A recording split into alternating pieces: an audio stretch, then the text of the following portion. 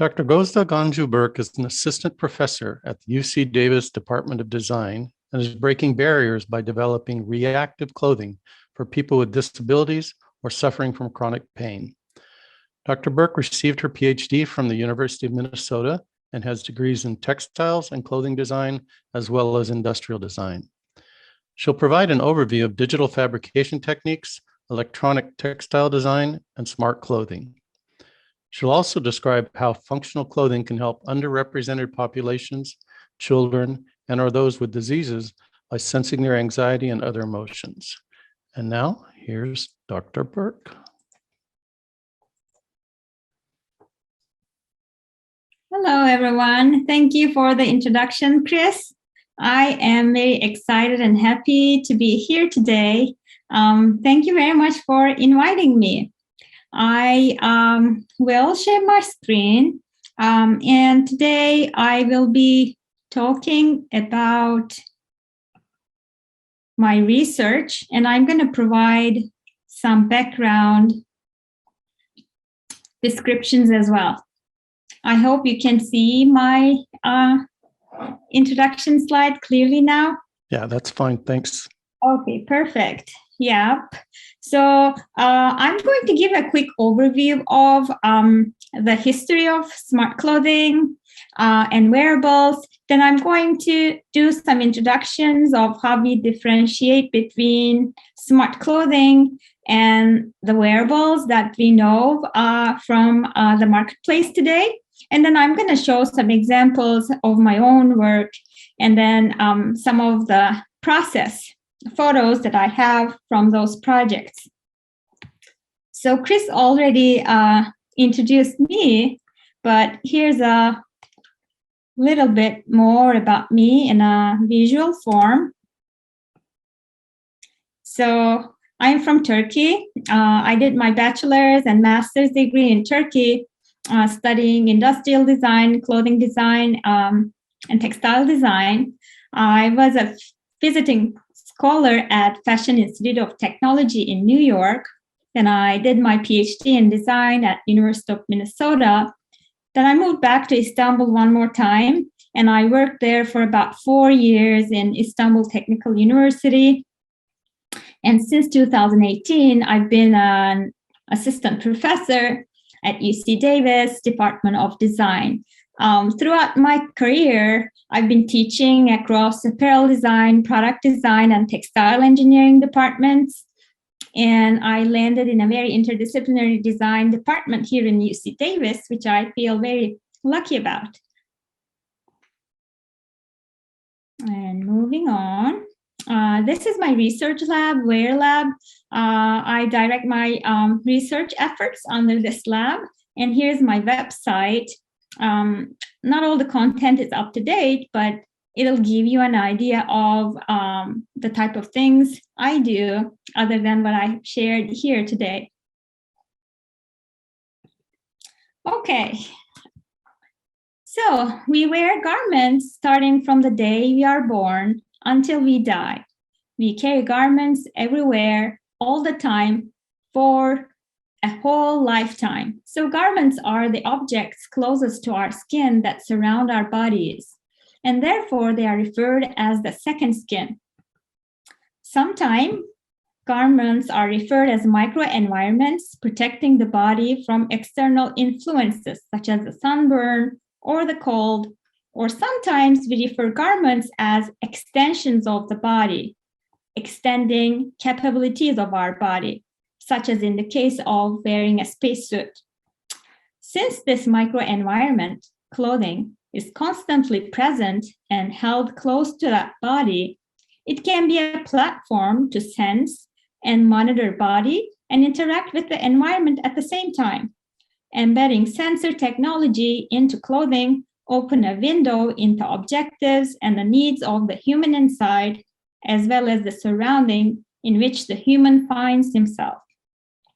Clothing is also a very useful platform for communicating information to the wearer about her or his body or about the environment, because it's easy for actuators in clothing to be placed close to many different sensory receptors. In other words, it is possible to provide information to the wearer by using things like vibration, sound, or other cues.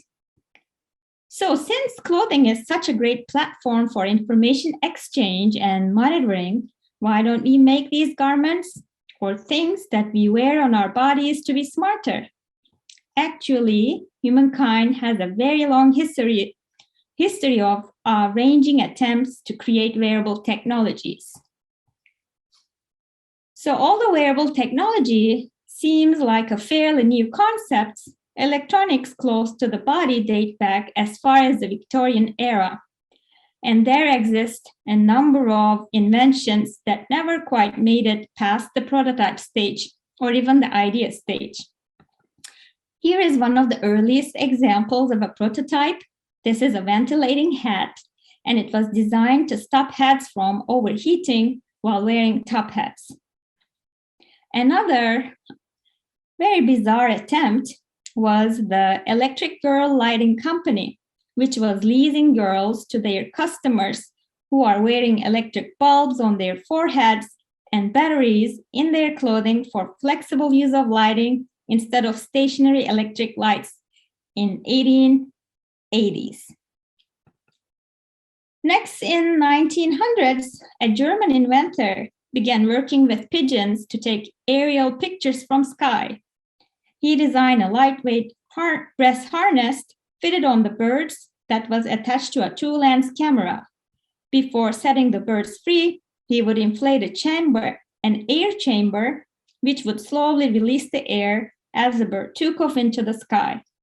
And when it was deflated, it would activate a piston to trigger the shutter to snap a picture.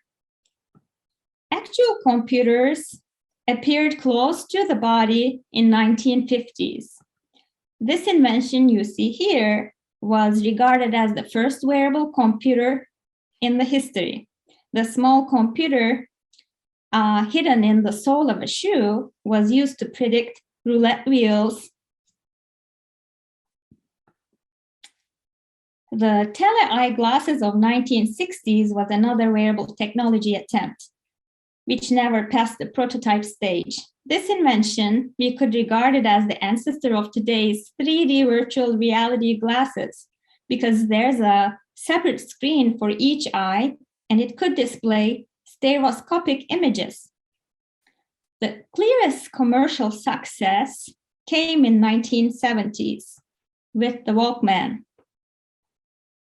The launch of Walkman was truly a turning point, as the habit of listening to music wherever and whenever you wanted was born.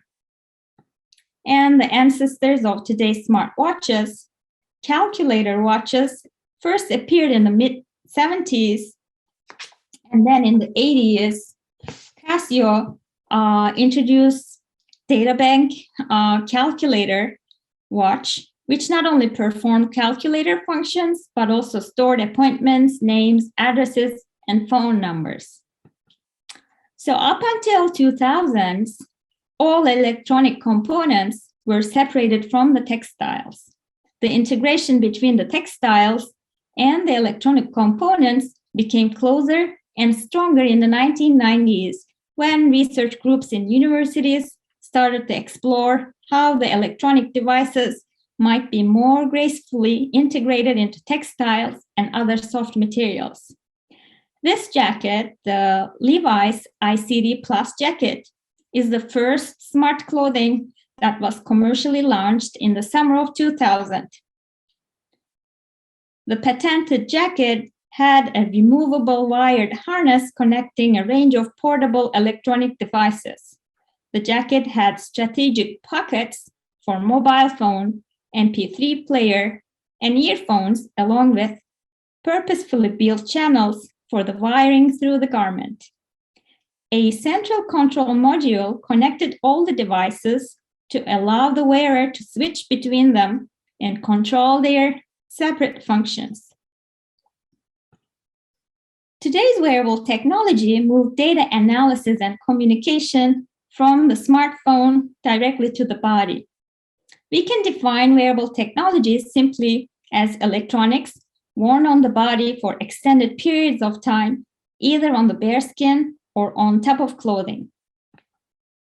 The categories of wearable technology products include smartwatches, fitness trackers, smart glasses, smart jewelry that can monitor physiological status, including heart rate, respiration rate, temperature, or even posture. Although some other forms are available, most commercial value came so far from products worn on the wrist. But as humans, we only have 2 arms, and most people would probably wear no more than 1, maybe 2 items on each wrist.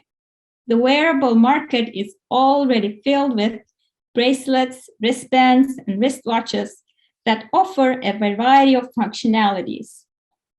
Introducing yet another bracelet, even if it offers new functionality, would need to direct the compute on the same limited body space that's already occupied by a large set of existing wearables and fashion bracelets. Therefore, smart clothing holds the advantage over other wearable devices, since wearing clothing item is a daily and familiar behavior. We can distinguish smart clothing from other worn accessories like watches and bracelets. And we can simply define them as clothing that is interactive. And clothing has 3 key properties that benefit the design of electronic systems. First, clothing is physically proximal. It's close to the body. It's socially ubiquitous, so we wear it almost all of the time. We never forget to wear it. And it has a very large surface area. Here's an example of a commercial smart clothing. This is by a company named Ethos. And this shirt can monitor muscle activity through sensors that track the voltage change in the muscles when they are activated. The t-shirt can communicate with a smartphone app, which shows you which muscles you worked out the most during a specific exercise. Electronic textiles, or E-Textiles, are the building blocks of smart clothing. And the term electronic textiles refer to textiles with embedded electronic functions, such as fibers, yarns, or fabrics that function as sensors or actuators, which transform electricity into response such as light, heat, or movement. Conductive threads, inks, polymers, or textiles are attached directly to a base fabric, creating fabric circuits. Conductive textiles hold a great potential for wearable technology applications because it's possible to reshape them into human-compatible forms, and they are capable of bending and twisting to move with the body. So the first step is the yarn.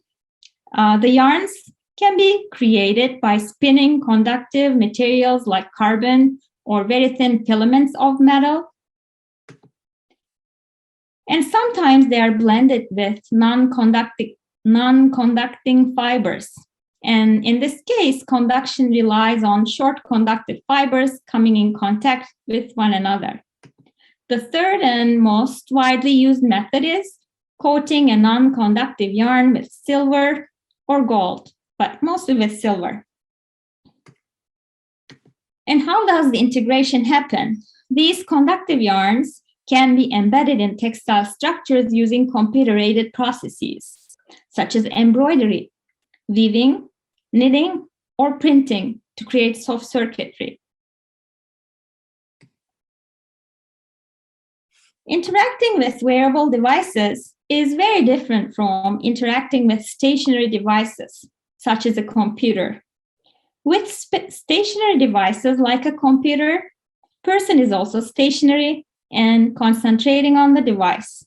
On the other hand, when we interact with wearables, we are not necessarily stationary. We may be engaged in simple tasks like walking or more complex cognitive tasks like driving a car. Our mental and physical sources are divided. It is very possible that we are not able to look at the wearable, or we may only have one hand free to operate the device. And with the wearables, similar to stationary devices, we need some sort of an input to make the system work. And this input can happen explicitly by a user issuing a command to the wearable system, or it can happen implicitly by the system using sensors to detect changes either on the body or on the environment. And then there is usually some sort of an output, a way to communicate the information to the user through a sensory modality. So it may be a visual information that you see on your smartphone screen. It may be a vibration, or it may be a sound. Let's look at the wearable input that's explicit and see examples of what they may mean in the case of smart clothing. So the simplest way to link an action to a result is using a button, like turning on something or taking a picture by snapping a switch. And when you use a switch, it's either closed or opened when it's pressed. So for smart clothing, these buttons or switches, they can take multiple different forms. For example, we can use conductive Velcro, and when we Velcro a closure on a garment, we can activate a response. We can turn on a light because we close the circuit. The same thing happens maybe with a buckle. If you have a metal buckle, the moment you buckle it, you can close the circuit and create a response. Same thing with metal snaps, or with the fingertip contact switches. When you bring the fingertips together, you can create a switch function. Here, I'm going to show a few examples of student work from my class. They were given this challenge of using light in a meaningful way in a wearable interaction, and they were asked to create a soft circuit as well as a E-Textiles switch. And this was a super short project. It was for 2 weeks, and we meet once a week. So here, this example is about a night nursing t-shirt. The student integrated an LED here, which is an opening for the breast, and the whole circuit is sewn in. When you open this flap and snap it back on the t-shirt, you turn on a switch at the same time. The moment you click the snaps together, it'll light up to aid. And this is another example by another student. This is a purse. And in this case, she used the zipper as a switch. Here's a close-up. When the zipper pull, a metal zipper pull, is opened and makes a contact with two conductive threads on each end, it functions as a switch. So when you open your purse through the zipper, you also activate a light and make it easier to see inside the bag at night.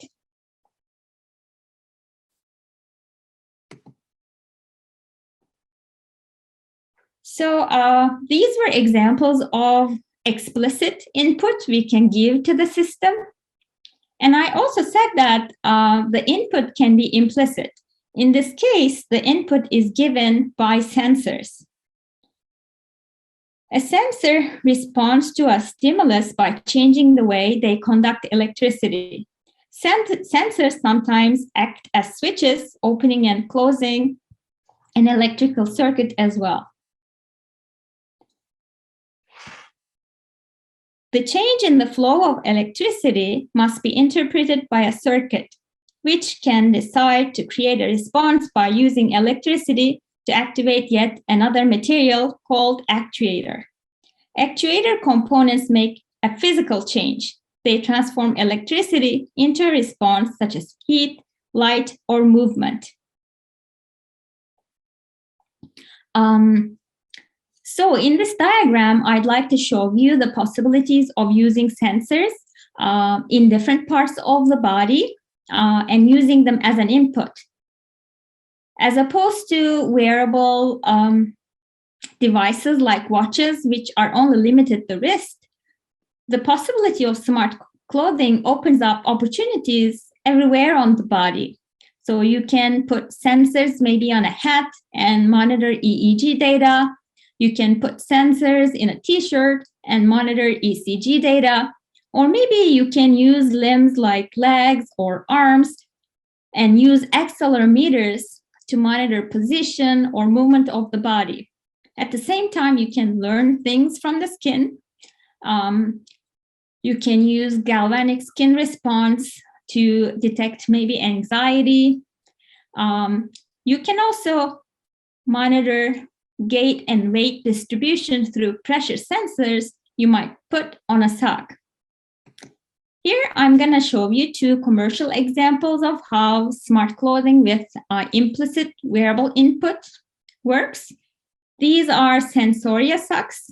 They are designed for runners, and they have these knitted circuits in their structure, and the bottom of the sole has knitted pressure sensors, and you can see your pressure distribution on your feet as you are running. And these are also useful shoes, useful socks for people with diabetes at the same time.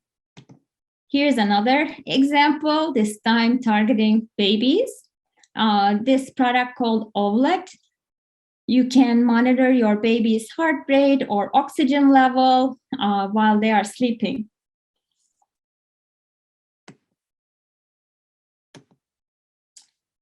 So the wearable output is the part that I'm really interested in, and most of my research is concentrated on the wearable output.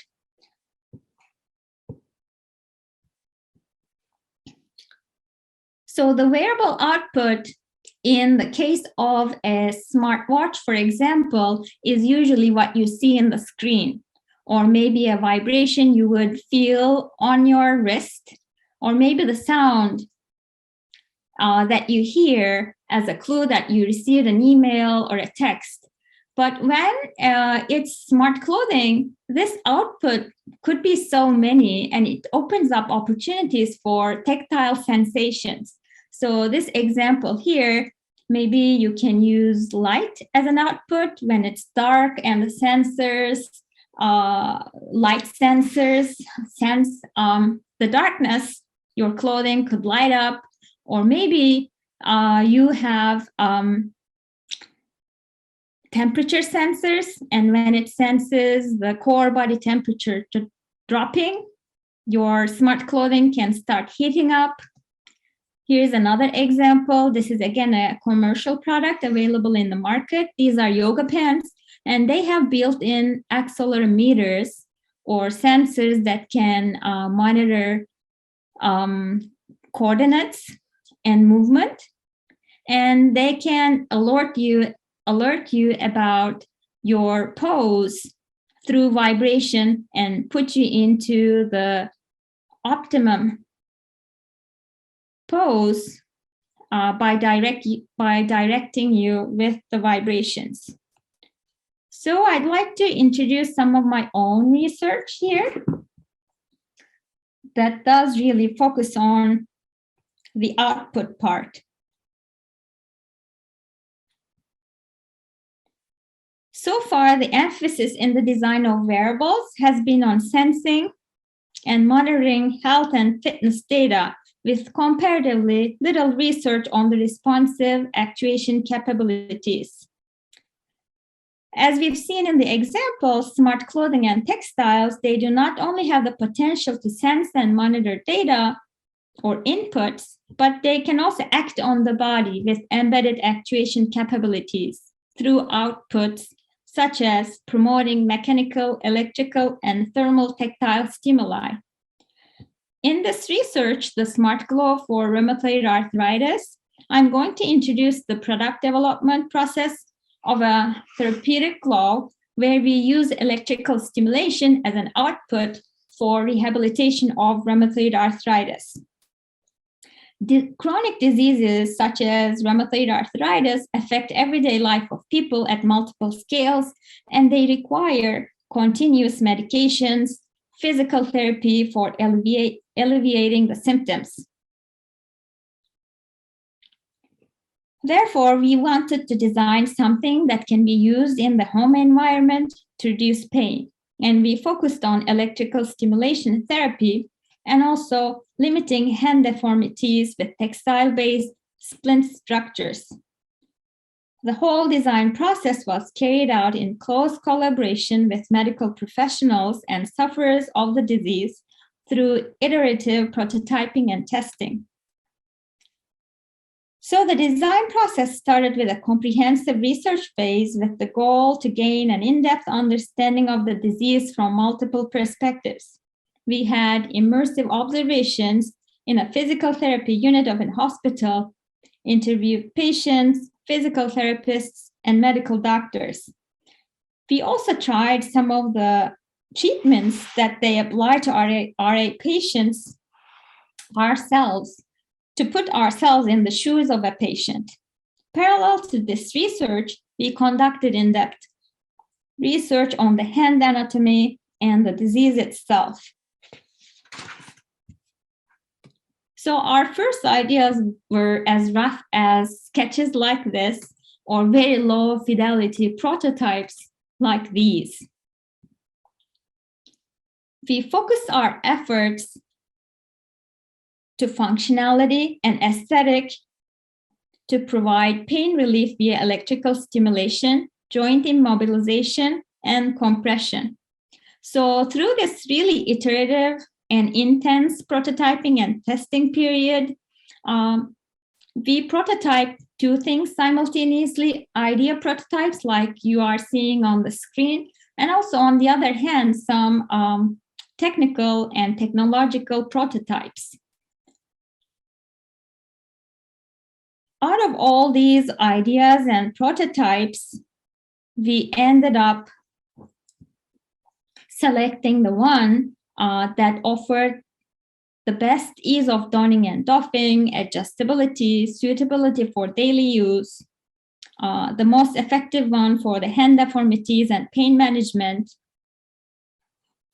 the one that provides ease of movement, and also the one that is suitable for placing electrical components and insulation structures. Here are some images of how we developed the inner structure of the glove. You see the glove pattern open here. And these embroidered structures are electrodes that will provide the electrical stimulation, and they're connected to one another with embroidered connection lines. So we tested all the signals that we needed to use for electrical stimulation and really achieved a high quality signal. We also needed to make sure that this textile structure, the conductive portions, does not heat up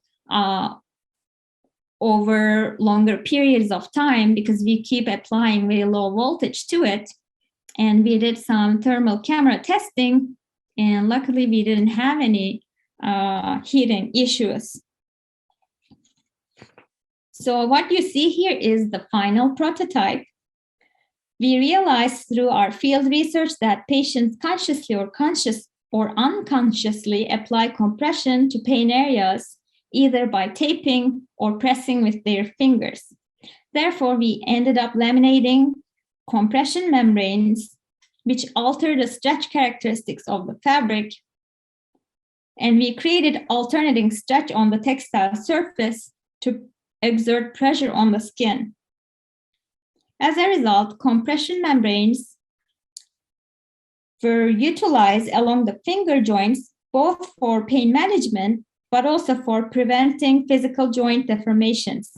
We developed these cross-shaped applications of the compression membrane on exactly top of the finger joints we created an external structure here on the wrist with a flexible plastic band inserted in a pocket structure to stabilize the wrist.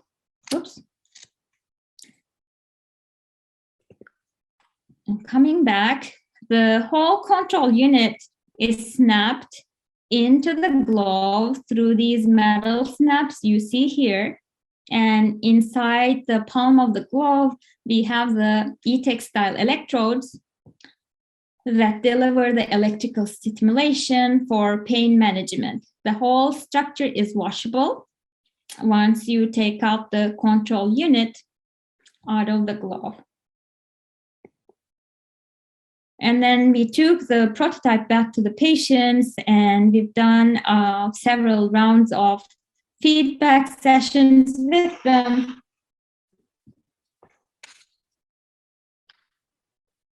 And finalize the project this way. This is the second project I'd like to introduce to you. This one is called Therapeutic Touch, Reactive Smart Clothing for Anxiety.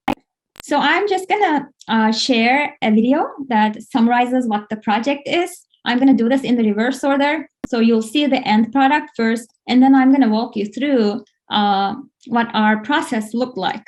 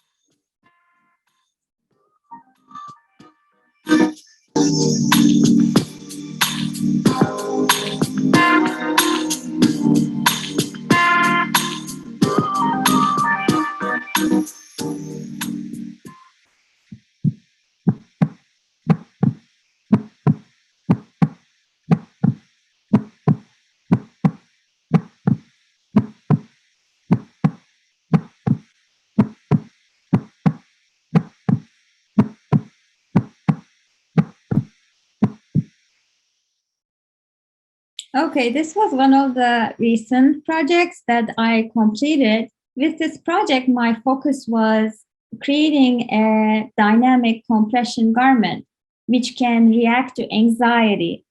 And my starting point was, the existing weighted blankets and weighted vests in the market that do not have any interactive capabilities.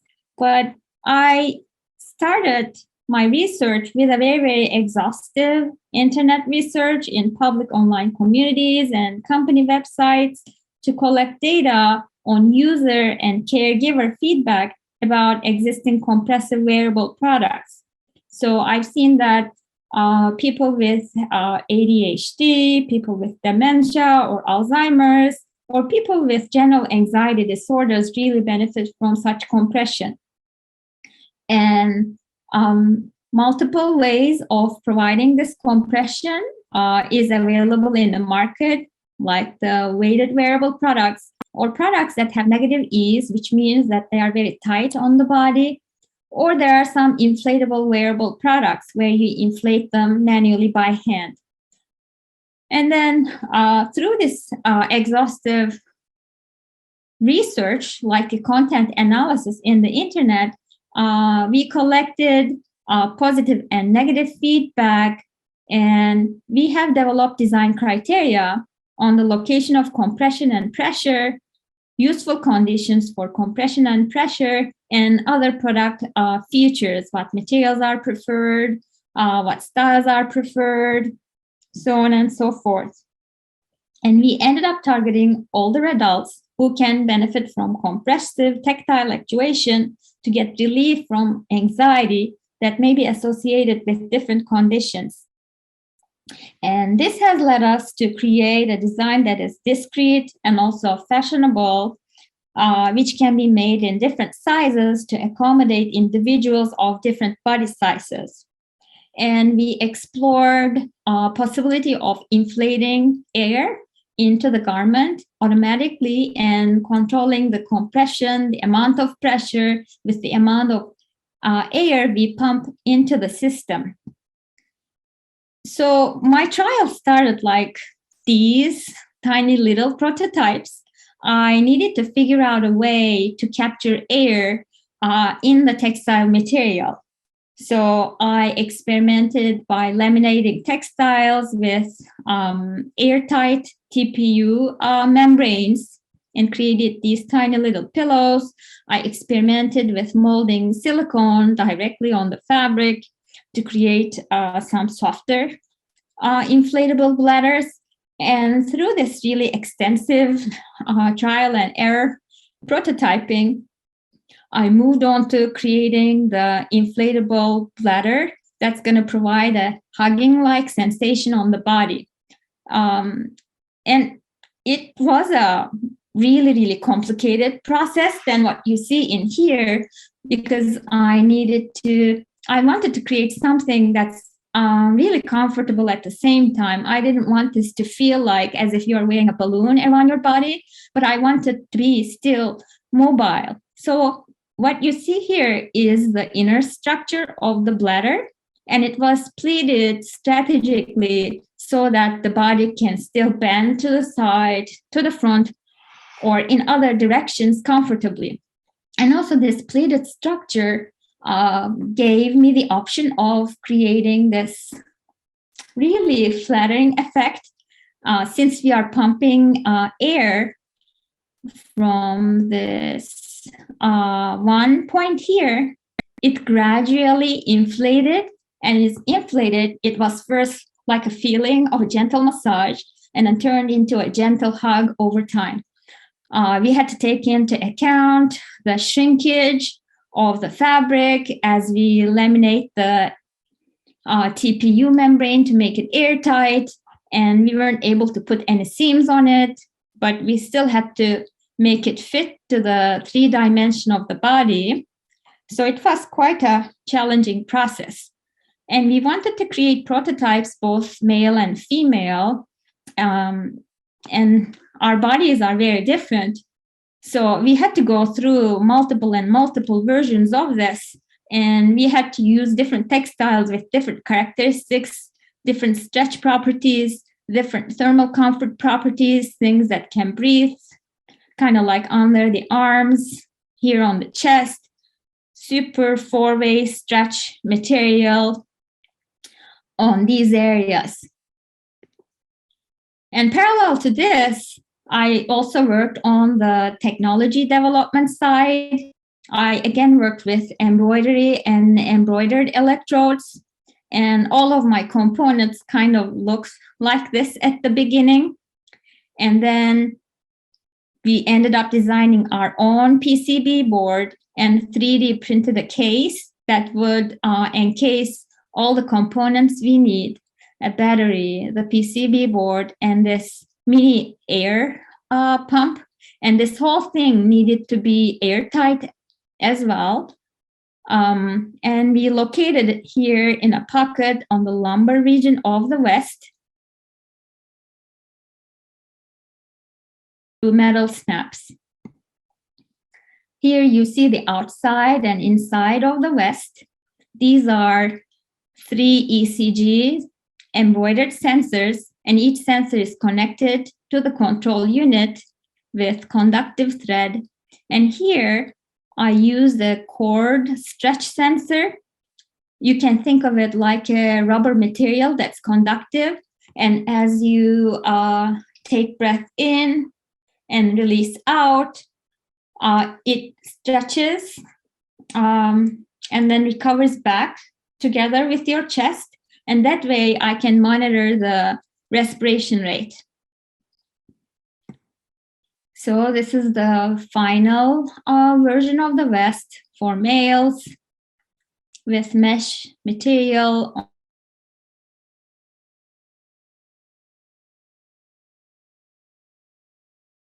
Male version.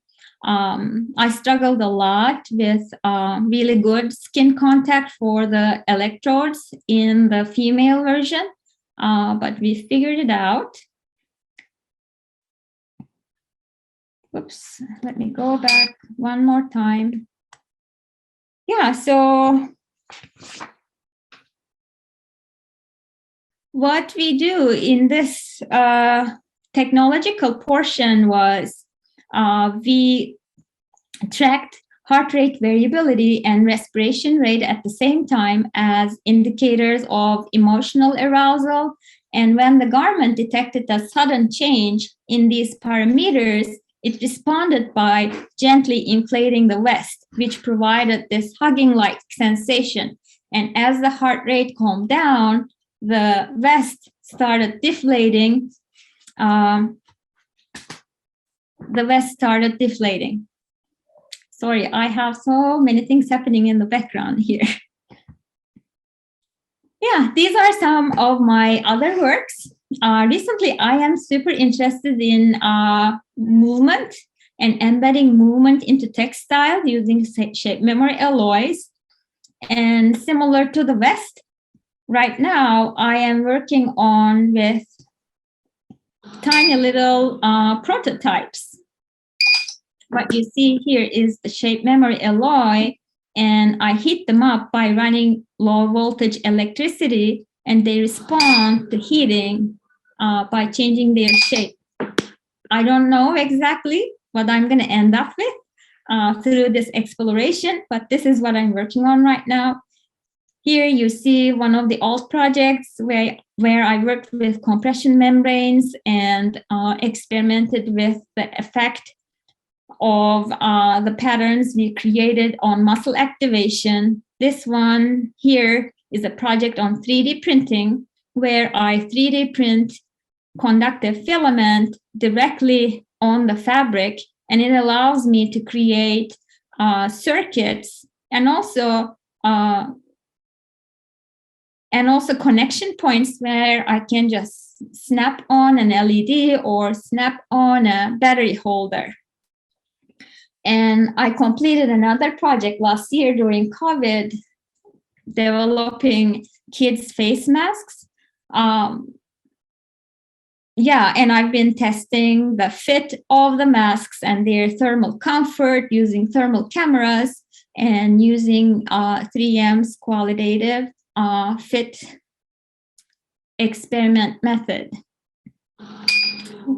Every time I click, it keeps running again. So thank you very much. Thanks a lot for listening to me. And yep, right on time. It's 3:45 and we have the time for answering your questions. Thank you, Dr. Burke. That was truly fascinating, and it's like a visit into tomorrow, except tomorrow is really almost like today. So I do have several questions for you. One of them is about the glove you talked about for rheumatoid arthritis. How,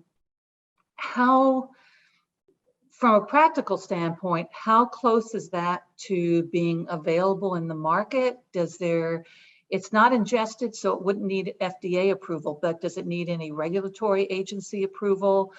How close might some of our members be to getting one of those? I get this similar question a lot. Every time I give a presentation, I would get emails from people around the world. Oh, where can I buy this? Yeah, it's not something that's, manufactured. I just have 2 to 3 prototypes that I made. And I actually made them for my father. And the whole project idea came from my father, who has rheumatoid arthritis. And he's the type of person who really likes making things and using his hands. Seeing his struggle gave me the idea. I had a patent, so it's patented. I even founded a startup company to try to commercialize it. But it's kind of like another full-time job, and it just didn't work out with my, full-time research and teaching commitments. So you might need some angel investors. Yeah, if somebody really wants to invest in it, yeah, it's ready, and I don't think that it does. Well, at the time I was working on this, I was still in Turkey. I didn't look into FDA, but we were looking into CE regulations. And these type of devices, they could be referred as massage therapy devices that do not need the medical certification. So their certification procedure is a little bit simpler than an actual medical device. So in terms of marketing, and when I say marketing, it's not in terms of from a money-making venture, but in terms of making these wonderful devices available to people who could be so benefited. Is that something that UC would do, or is that really private sector, or how would that work?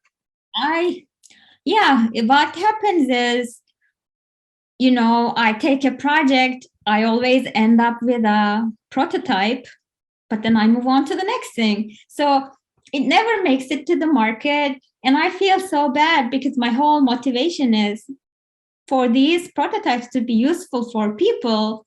But that business side of things is really not my area of strength. And it's not as easy to find investors to physical products, let's say, compared to an web application or website that doesn't require as much investment, and the failure risk is not that high. Yeah, but hopefully, one day that'll happen too. Where do you see, let's see, either yourself or this emerging field being in 5 years from now? Well, 5 years is too soon, but there are some developments happening. They're even becoming closer to the body. Now there are all these tattoos or nail polish or cosmetics that are, like sensors that can monitor things about you, or your contact lens monitoring things about you. So I think they're going to get smaller and smaller. They're going to become not clothing, but things embedded on your skin, or maybe inside of your skin. That's my projection. And also, I feel like we're going to see more commercialized examples of these smart clothing. But then that keeps me thinking at the same time, even though I'm a designer of these technologies, then it brings up all this sustainability issue with them. What if one day all the garments become smart and they all have conductive elements and other items that are already very hard to recycle? What if this becomes a thing for the daily clothing? That's a topic that I also research and study on the side. So you should know that some of the questions that are being posted, people are very excited. One of the suggestions was go visit Shark Tank for investors. So I just want to pass that on, that there's a lot of excitement. In Yeah. your lab, how many students, whether undergrad or grad students or members of your lab? You pointed out two different designs by two students. What's your team like? Yeah, so my team is always in flux. We are a very interdisciplinary design department, and we don't offer a PhD degree. We only offer an MFA degree, and our graduate students are in our department for 2 years and then they leave. So I have changing members every 2 years, and then I hire undergraduate students based on the needs of a project. So right now in this movement project, which I showed you with the shape memory alloys, I have 3 students working with me. One of them is in electrical and computer engineering, a PhD student, and 2 other ones are the undergraduate students in the design department. So one thing about my team is it's very interdisciplinary. So I have all these students who do not share a common language or who do not share a common background. I am kind of like the bridge between all these people, navigating the information in a way that they can understand. So it takes a lot of communication for students to understand each other's perspective. The way a designer, artist thinks and works is very different than the engineer. So most of my time is spent by first working with them individually, then figuring out the right moment to bring them together. Are there other labs around the country or around the world working in similar areas? And is there collaboration among those labs? Yeah, there are so many labs. This is kind of a trendy topic, I would say. In my specific area, in clothing design, there aren't that many labs. So there's a very, very successful lab in University of Minnesota where I got my PhD. There are several other labs in other clothing design departments, but you'd see labs in computer science departments or engineering departments who try to develop other forms of wearable technologies, but our approach would be different. So I'm going to ask 2 more questions and hopefully not run out of time. And I apologize to members of the audience that I haven't gotten to maybe perhaps all of your questions. One question was, has there been research about using vibration for relieving anxiety? Yeah, I've seen one study actually that uses vibration. That was a paper I read. I just remembered it instantly. It's kind of like a bracelet that you wear on both of your wrists, and it does send vibration on certain frequencies to calm the person down. This study was specifically for kids at the autism spectrum, but I can clearly see a direct link between vibration and anxiety. Horse riding therapies are used a lot. And even there are these devices that people would sit on, and it would give that vibration as if you're riding on a horse. And all of that really soothes and calms down the body. I mean, those things, I see them in physical therapy, in horse riding therapies. So yeah, probably there is a very close relationship. And then something we often hear about in terms of current society, PTSD. Has there been any research in terms of whether vibration monitoring, et cetera, could address some of those issues? I think there's a huge potential with clothing and tactile stimulation. So that's an area that fascinates me so much. So with this pressure vest, compression vest research. We are also about to run clinical studies where we invite the participants, they put on our vest, and we give them a probe to make them nervous suddenly. It's usually like, give us a public talk in this topic, and that usually elevates the heart rate. And then we can see the effect. We are trying to measure the effect of compression on that anxiety level. And with my current research, where I'm exploring shape memory alloys and movement, my actual final goal was to use those movements as like a brushing effect on the skin, or like a little poke on the skin, how we can use those tactile sensation for therapeutic purposes.